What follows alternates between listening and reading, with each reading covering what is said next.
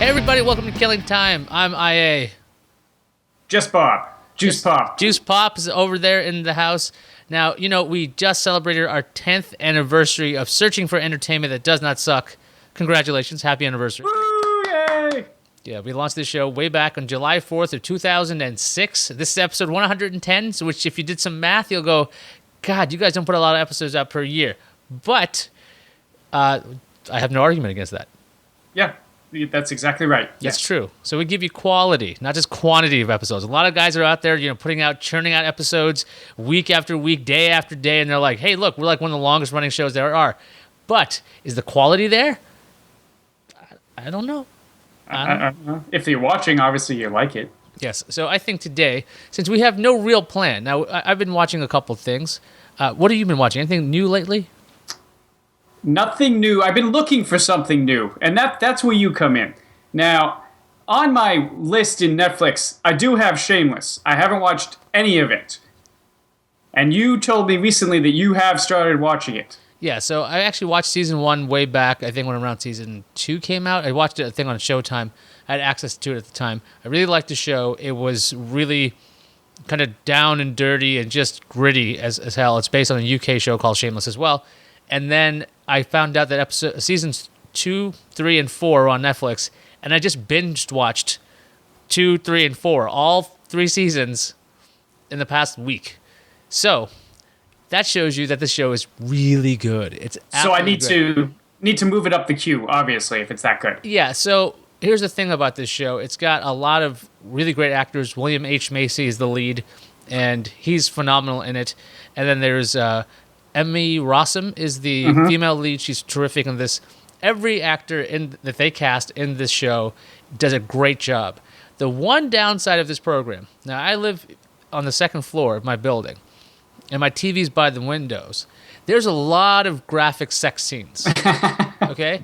And there's a lot of gratuitous nudity, which is fine, but it's 10 o'clock in the morning on a Saturday, and I'm watching this, and people are walking their dogs outside, and I'm like, I better close the curtain. So if you're in a situation where you want to watch it at work, don't. If you're in a situation where you're watching it near a window or with a child, don't. Lots and lots of profanity. Think like Preacher style of profanity, like that kind of level. Tons of profanity. Very good show. I say you should watch it if you haven't watched it. Again, it's very hard to binge watch because, again, swearing, nudity, can't watch it at work.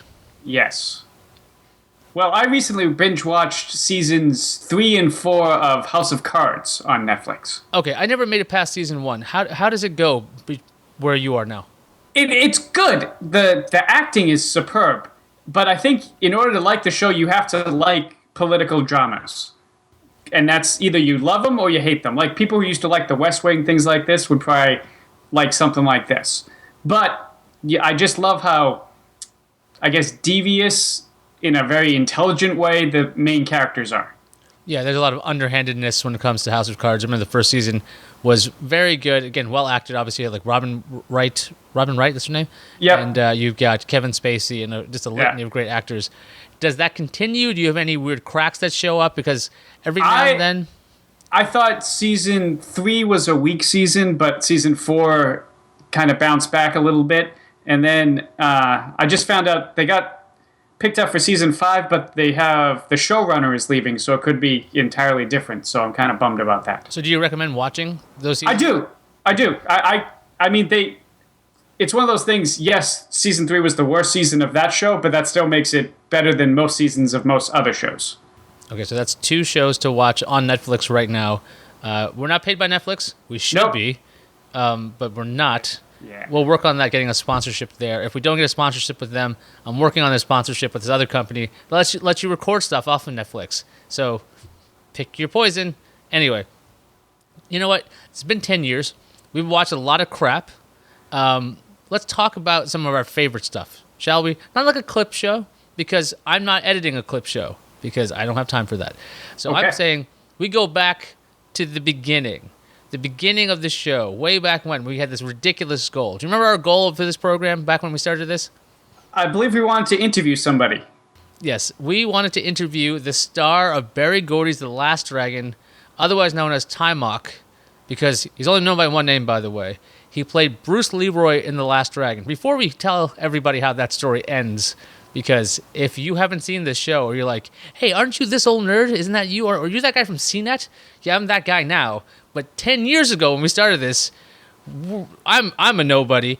Bob was he was in the Hollywood business. That was a weird thing. Bob used to work at Motown, which is weird. Wait, no. I think you have me confused with somebody else. Oh, that was the other Just Bob. That was Jermaine Bob. That was Jermaine Bob. Yeah.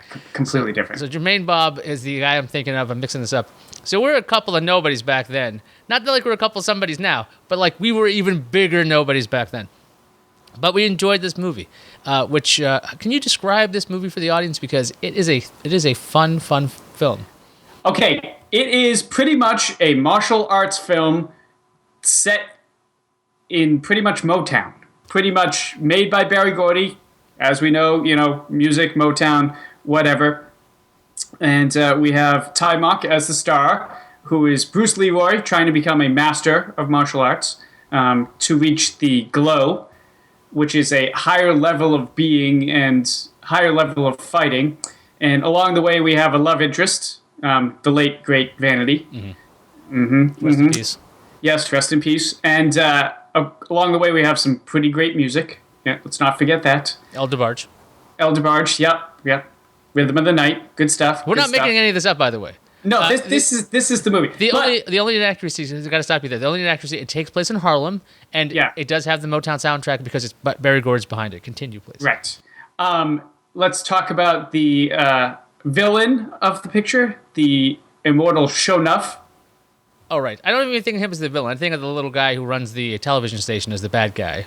Yeah, well, this. I guess there's two villains. Like any good superhero movie, there has to be more than one bad guy. Sort of.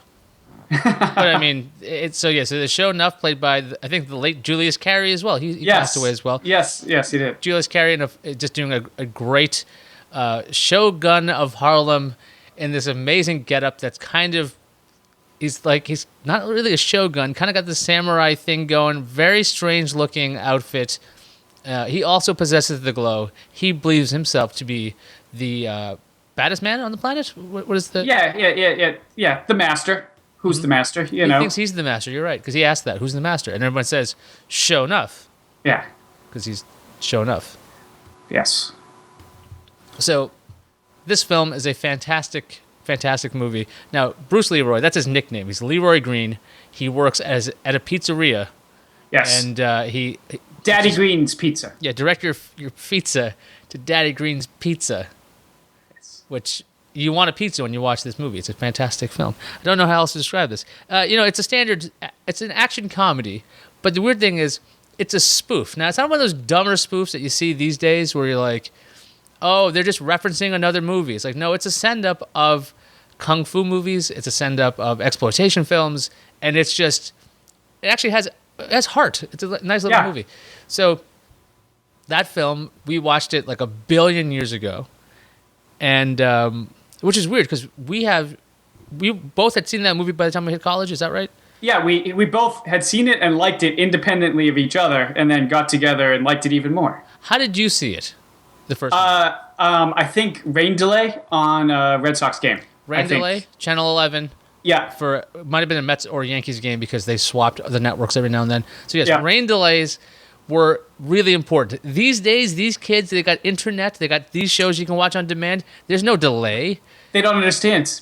But and you don't get introduced to something. You were kind of forced to watch it, or there wasn't many other options. So I actually saw some good movies that I never would have watched otherwise because it was on TV during a rain delay. Rain delays are super important. We're talking about, of course, there was baseball on because baseball is one of the few sports that can get rained out. Hockey, I've never seen hockey rained out. No. Probably because they have a roof most of the times. Yes. Football, they're like, screw it. They play in every weather. Yeah, it doesn't matter. And basketball, we've seen several players die because they've been struck by lightning. So their games they're not rain delayed, they're rain canceled. There's no delay, as we all know with basketball. Anyway, so we'd watch this film. On this program, we had decided around episode 1, 10 years ago, our goal, interview Ty Mock, the star of Berry Gordy's The Last Dragon. And do you remember how long it took us to accomplish this goal? I do not. It all blends together. Episode 5. Wow. By episode 5, we had contacted Timok, I believe through his MySpace page or similar. And he actually responded to us and said, sure, he was up for an interview. Now, we did 2 interviews, one that no one has ever heard, and I don't know if we even have it because it did not go so well. It did not go well. I believe we made him upset. Yeah, or was it the second half of the first one? There was something odd. There was a part of that we never broadcast because I forget what we said, but he was not a happy camper with us. We had 2 distinct episodes with Timok, but only one has ever made it. Now, this would be the best time to reveal that I have the episode for you.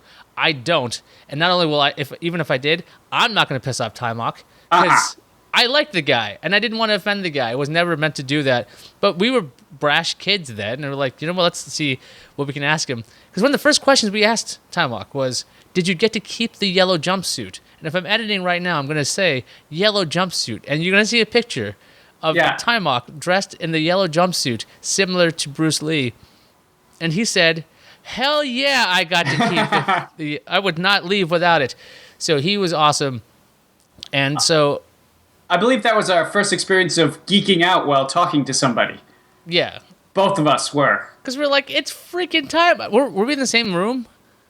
No, we were actually in 2 different places. Okay, because I could remember, I could have sworn, muting and being very excited, or we had the video going, or something was going on. But I was very excited about this, and I'd still be excited. Maybe we should do another conversation with Timok in the future, because why the heck not?